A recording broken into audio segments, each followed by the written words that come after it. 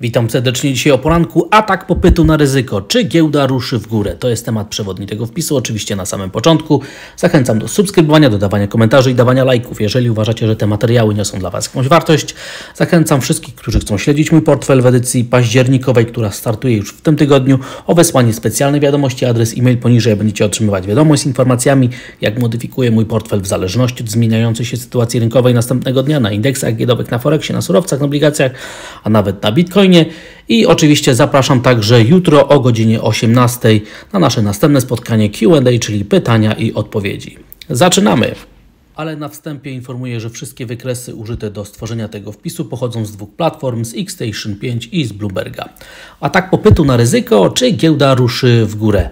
Piątkowa sesja na Wall Street była niezwykle ciekawa, interesująca, ponieważ znowu pojawił się popyt, który wydźwignął indeksy giełdowe w górę, ale o czym za chwilę będzie. Natomiast na rynku pieniężnym, na rynku stóp procentowych, tych rynkowych stóp procentowych, widać zjawisko, które także jest korzystne dla popytu na ryzyko i należy się zastanowić, czy giełda ruszy w górę. Czy czasem już stopy procentowe rynkowe nad 4% nie są już w cenach, nie są uwzględnione przez wyceny rynkowe i czy to jest dobra podstawa, by twierdzić cały czas, że październik będzie dobry dla indeksów giełdowych jako całość i że czwarty kwartał także będzie korzystny kwartałem dla tych, którzy posiadają długie pozycje w ryzyku, czyli długie pozycje na rynku akcyjnym.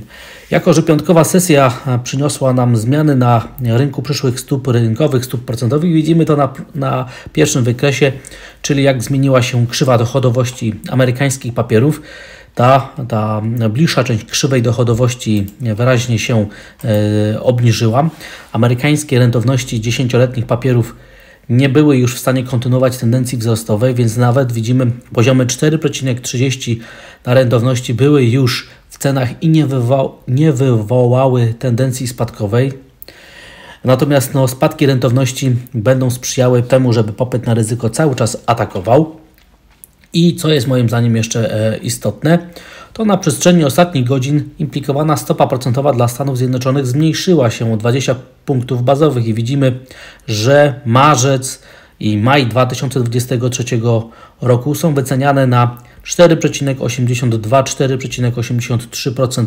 Tak ma być, w tym miejscu ma być szczyt cyklu podwyżek stóp procentowych. Naprawdę 20 punktów bazowych cofnięcia na implikowanej stopy procentowej w ostatnich godzinach stało się faktem i to jest czynnik, który fundamentalnie sprawił, że atak popytu na ryzyko stał się faktem. No i pytanie, czy giełda ruszy w górę, ponieważ ryzyko jest teraz w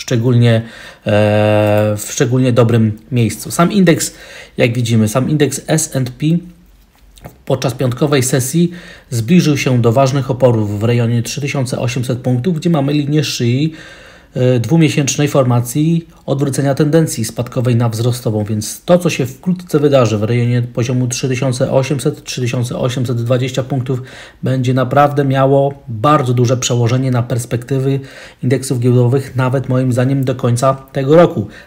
Kiedy indeks S&P przebiłby ten poziom, to moim zdaniem będzie to techniczny i rynkowy dowód na tak zwany rajd świętego Mikołaja, czyli taktyczne wyciąganie indeksów giełdowych przez fundusze inwestycyjne tak wysoko jak się da, żeby zaksięgować na koniec roku stopy zwrotu na w miarę dobrych poziomach. Więc zobaczymy, co się wydarzy. W tym tygodniu mamy oczywiście ECB, to jest najważniejsze wydarzenie.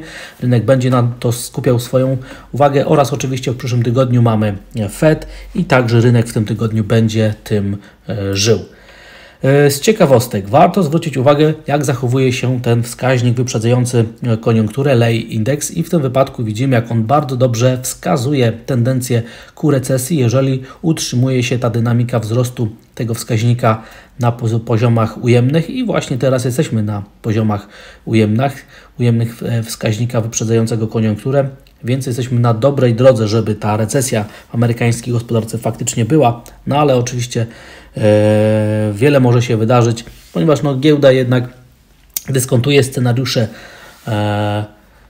tego, co się będzie działo w gospodarce za 6 do 9 miesięcy, więc jeżeli faktycznie te potężne, ważne poziomy 3600 punktów na indeksie S&P się obronią, dokonają wzrostowego większego odbicia w końcówce tego roku, to prawdopodobnie recesja będzie wyceniana, bądź też spowolnienie gospodarcze w formie płytkiej i krótkoterminowej, krótkotrwałej, a nie jakiejś takiej większej.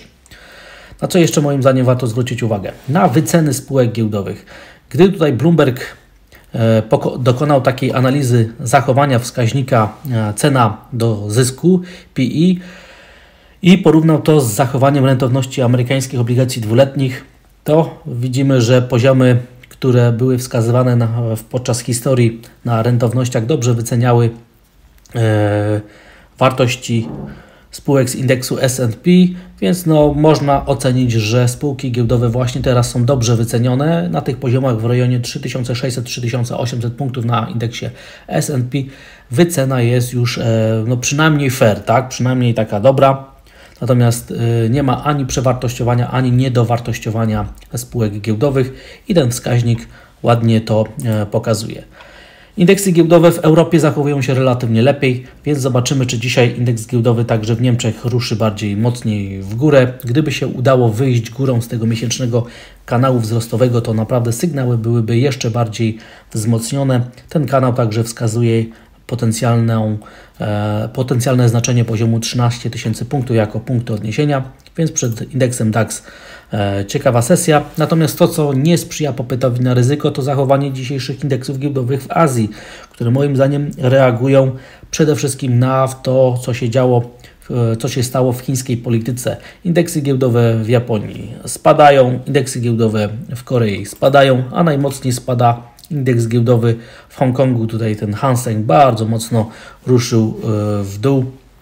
I mamy tutaj klasyczną wyprzedaż, brak reakcji na wzrosty popytu na ryzyko na Wall Street sygnalizuje, że Azja żyje własnym życiem i prawdopodobnie powód jest taki, że chińska polityka wpłynęła na zachowanie indeksów giełdowych w Azji. Jestem ciekawy, czy Europa na to zareaguje, czy jakoś zacznie to dyskontować. Raczej myślę, że będzie skupiona na tym, co się dzieje w Stanach Zjednoczonych niż w Azji.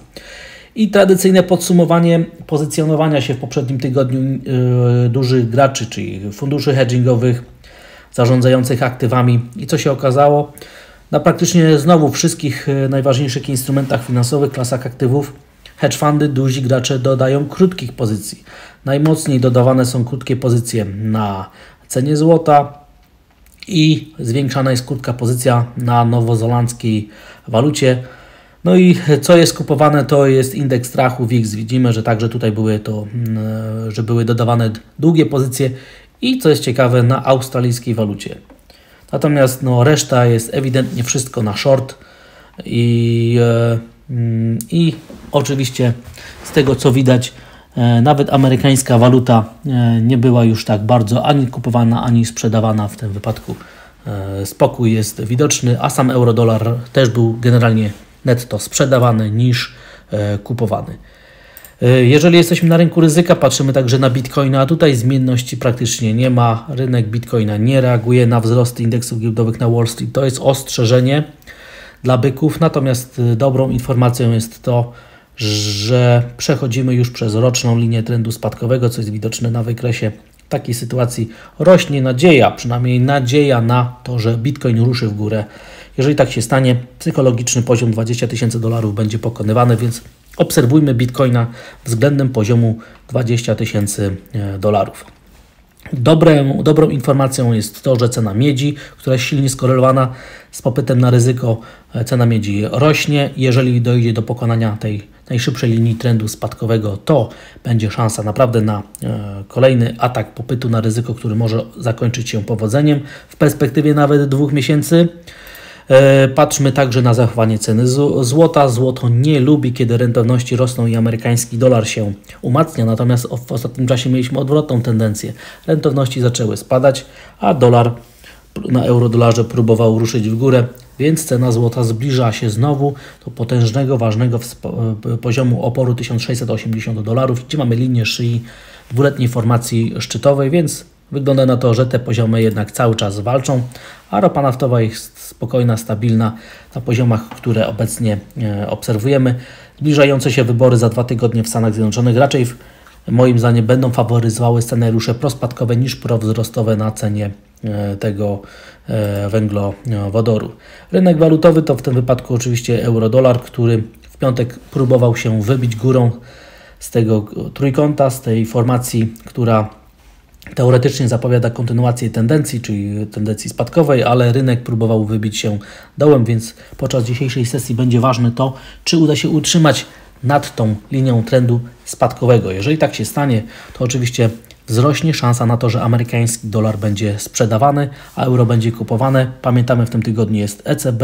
To jest wydarzenie, które może zmienić obraz tutaj na rynku. Spodziewana jest oczywiście spora podwyżka stóp procentowych i rynek może jakoś spróbować pod to zagrać. Fantastyczne, niezwykle emocjonalne rzeczy dzieją się na parach związanych z jenem. Dochodzi do kolejnych interwencji, później rynek próbuje wykorzystać to do okazyjnego sprzedawania jena, później dochodzi do kolejnej interwencji i tak widzimy, jaka jest dynamika, gigantyczna zmienność. Bądźmy przygotowani, że w kolejnych godzinach może się znowu pojawić następna interwencja.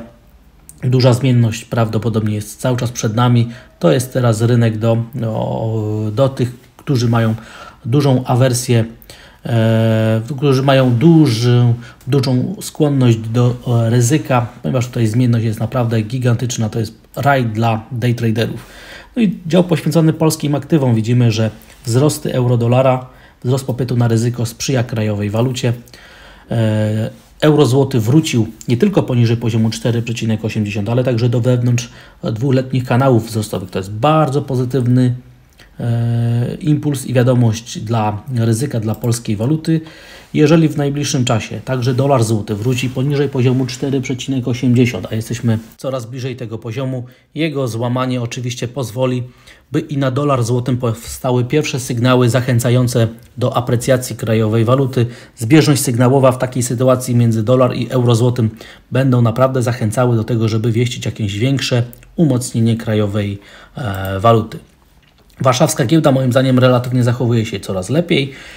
Udało się zakończyć tydzień nad poziomem 1400 punktów, więc moim zdaniem wybicie z klina zniżkującego górą staje się faktem. I jeżeli w najbliższych dniach udałoby się także pokonać poziom 1460 punktów, to naprawdę sygnały zachęcające do polskich akcji byłyby jeszcze mocniejsze, zachęcające do tego, by wieścić naprawdę wzrostowy impuls, który do końca tego roku mógłby wydźwignąć indeksy na warszawskiej giełdzie na jeszcze wyższe poziomy, więc w tym tygodniu obserwujmy potencjalne zachowanie indeksu WIG20 w rejonie 1460 punktów.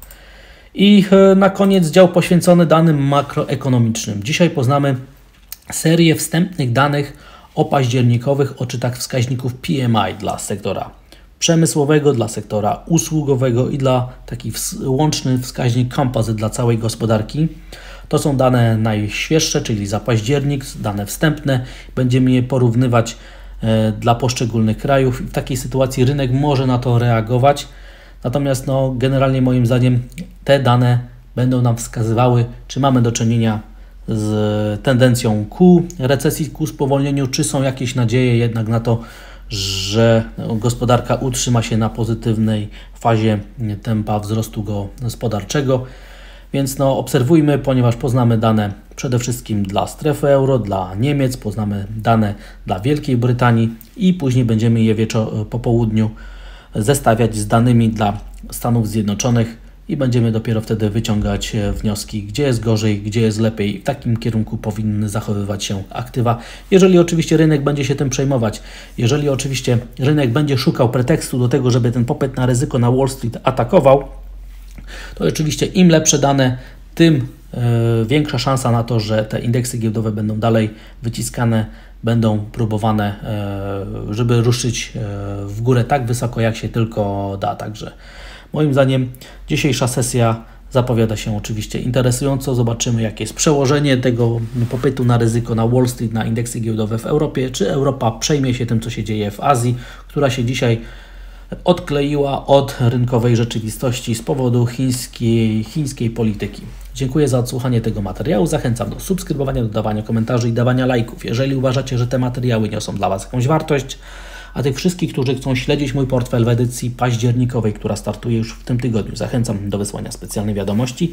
Adres e-mail poniżej, będziecie otrzymywać wiadomość z informacjami, jak modyfikuję mój portfel w zależności od zmieniającej się sytuacji rynkowej następnego dnia, na indeksach giełdowych, na Forexie, na surowcach, na obligacjach, a nawet na Bitcoinie. I oczywiście zachęcam do tego, żeby jutro we wtorek o godzinie 18 wrócić na kanał, ponieważ będzie następne spotkanie Q&A, czyli pytania i odpowiedzi. Życzę dzisiaj stopy zwrotu, pięknego dnia i do usłyszenia dzisiaj po południu. Pozdrawiam.